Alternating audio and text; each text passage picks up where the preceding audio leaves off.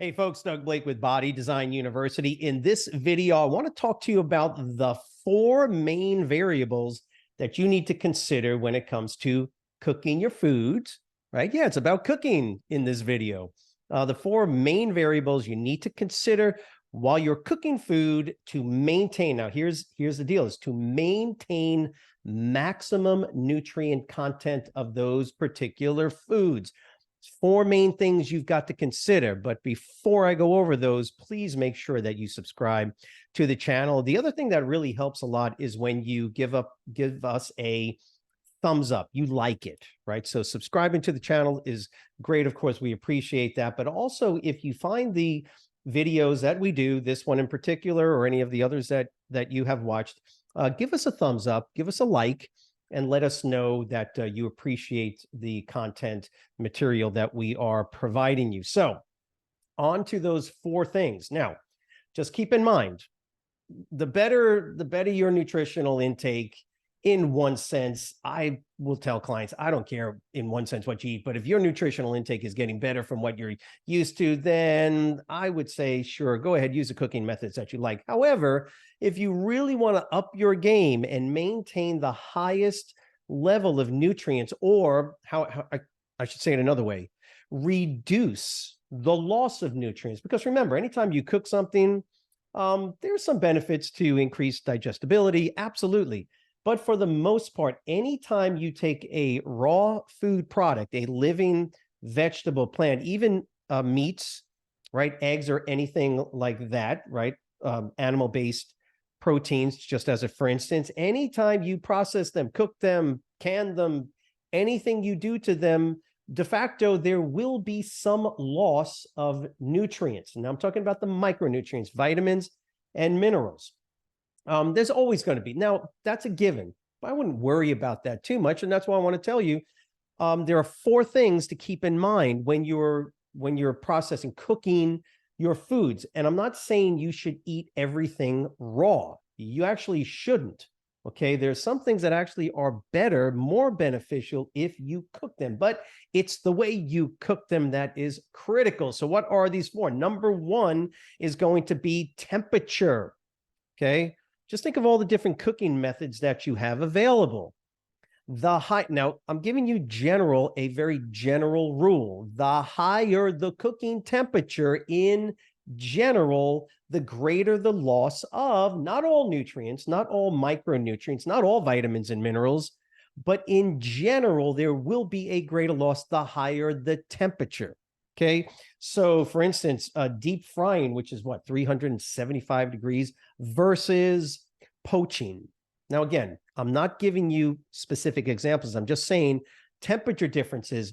Poaching is, I think it's like 175, 180 degrees, something like that, something less. It's a very low, it's not boiling and it's not simmering, right? Boiling means that you are cooking something at 212 degrees, right? The boiling point of water, which is still significantly lower than deep frying something in oil. So variable number 1, the higher the temperature, the greater the potential for the loss of certain vitamins and minerals. There are certain vitamins and minerals that are not really heavily affected by temperature. I mean, unless you put a torch underneath it, but for the most part, certain vitamins and minerals, you're not going to notice too much of a loss, even at higher cooking temperatures. But remember, that's just one variable, okay? Number 2, the second variable is going to be the time, the amount of time that you cook something for. So the longer you cook something at any temperature, listen, at any temperature, the longer you cook it for, the more chance there is for nutrients to be lost in the cooking process. Get the idea?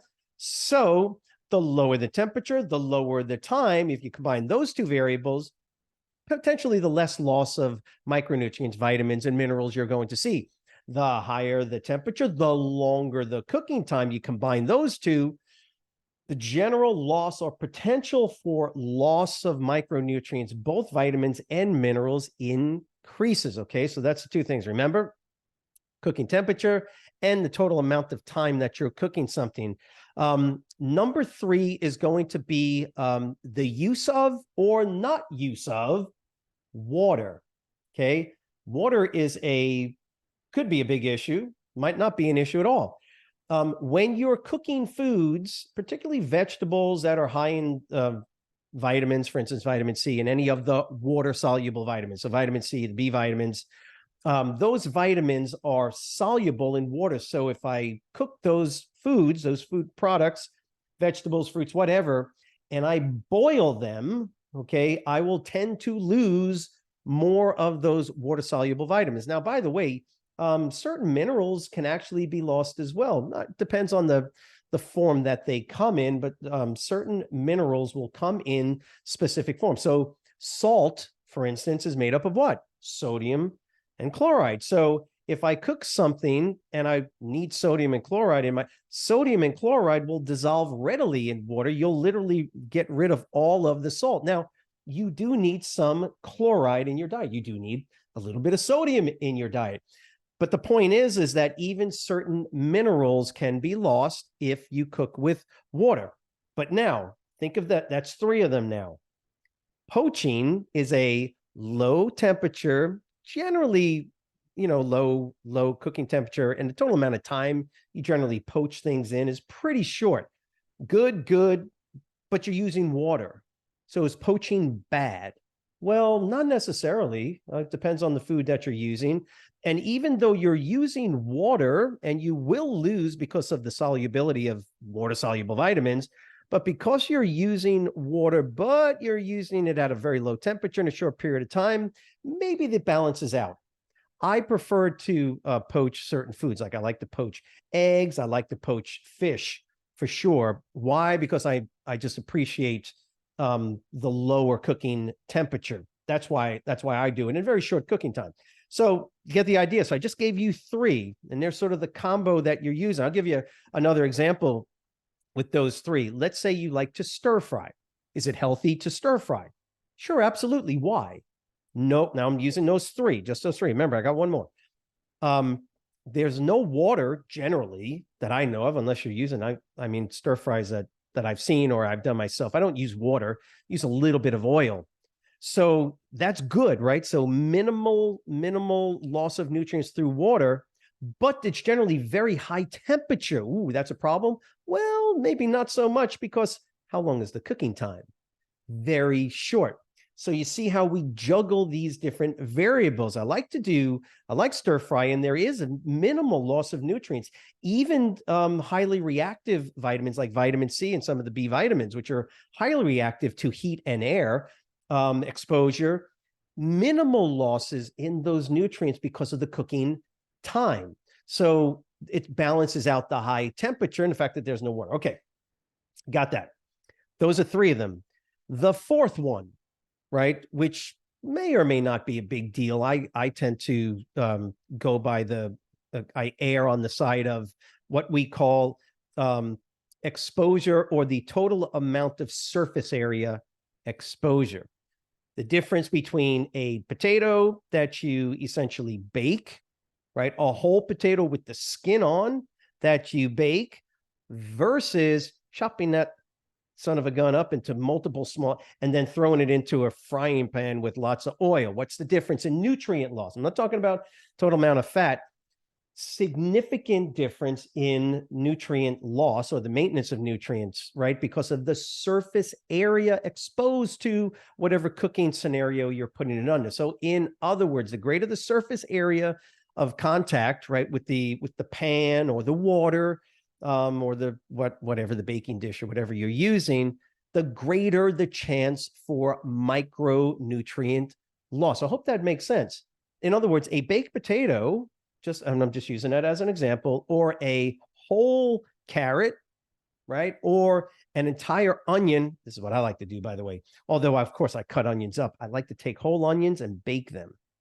Yeah, you cut out a little bit of a hole at the top. Am I giving you like actual cooking demonstrations here? No, I'll take that onion and I'll bake the whole thing. Now, I am technically, depending on the amount of time and the temperature, I am technically retaining more nutrients. I'll tell you something else I do with onions, and this is a freebie. I'll cut them up and I will cook them down at a very, very low temperature until you get like a sweet onions, and I pour a little bit of honey in it, tiny little bit of salt, but it's the temperature being so low that there is a minimal loss of nutrients. On the other hand, I gotta do it for a long time. If you've ever sweated down onions and then let them cook, the amount of time I spend is really long. So it's an offset here, lower temperature, but longer cooking time. The point is that that's a greater surface area because I'm cutting up the onions. But if I have less surface area exposed to heat, less surface area exposed to other chemicals in the foods, less surface area directly exposed to, the water, if I'm poaching a food, for instance, or boiling something, the less surface area means the less contact that the intrinsic nutrients in that product are going to be exposed to, so minimal or less loss. Hope that makes sense. Think about a potato. Baked potato. Okay, let's take all four of these guys now, right? All four of them. A baked potato, what temperature are you baking potatoes at? Me, I'm usually at generally 305, 315, somewhere up in the 300 range. Now I could do a lower temperature, but I'm gonna have to bake it for longer. That's if I'm baking it. So the amount of time it takes to cook, I don't know, 15 minutes, 20 minutes, maybe, depends on the size of the potato. So not going to lose a whole lot.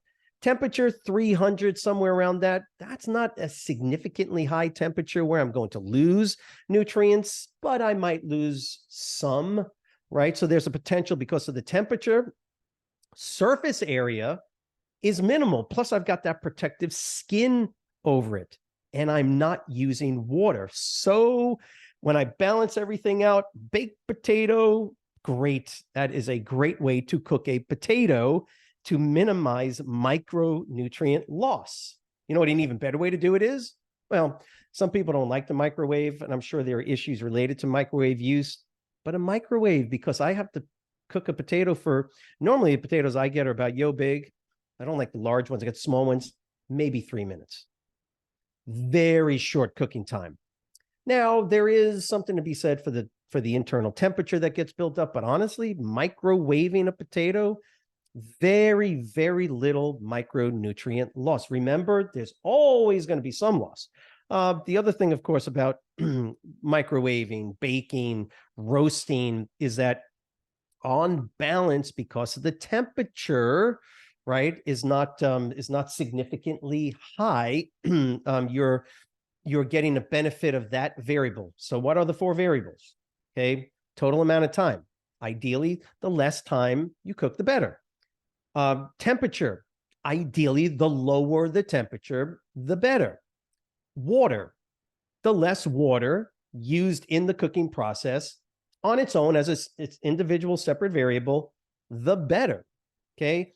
Surface area. The less surface area exposed to the cooking method or modality, the better. Now you're just combining those four variables and you're juggling and you're doing your thing. Now, I will say that there are a couple of good methods for cooking just about anything. My preference in a lot of cases is to steam. Therefore, I'm minimizing the amount of water.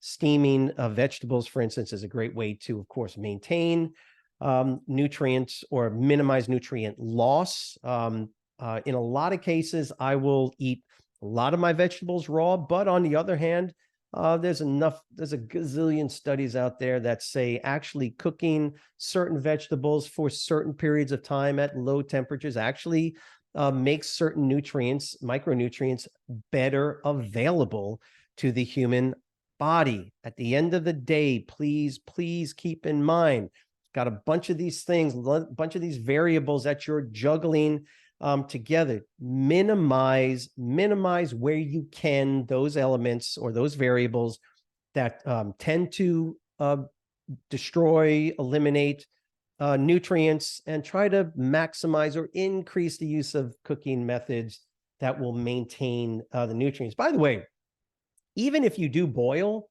Boil liquids. Now I'll boil like collard greens or some of the stronger greens as well. Guess what you can do? Keep the liquid. Keep the liquid, because guess where the nutrients went? I'm just giving, this is a freebie at the end of the video. Guess where the vitamin C and the B vitamins now, if you've been boiling collard greens for 20 minutes, 30 minutes, it's in the water. It's in the water. Drink the water if you're into that. So that's just a little tidbit to help you with that. Look, if this was a helpful video, please go ahead, like I said earlier, give us a like. Make sure you leave a comment. Write the word understand if this was a helpful video and you were understanding what I explained and what I went over. By the way, please leave us some comments on either material you would like us to perhaps do more content on, or just your opinion about what I went over in the video itself. Please head over to our Facebook group as well. And by the way, if you look in that discussion box, there is a link. That link will get you to the Body Design University website, and it will help you if you wish to become a certified, qualified personal fitness trainer. Please be well this week. Have a great week. We'll see you.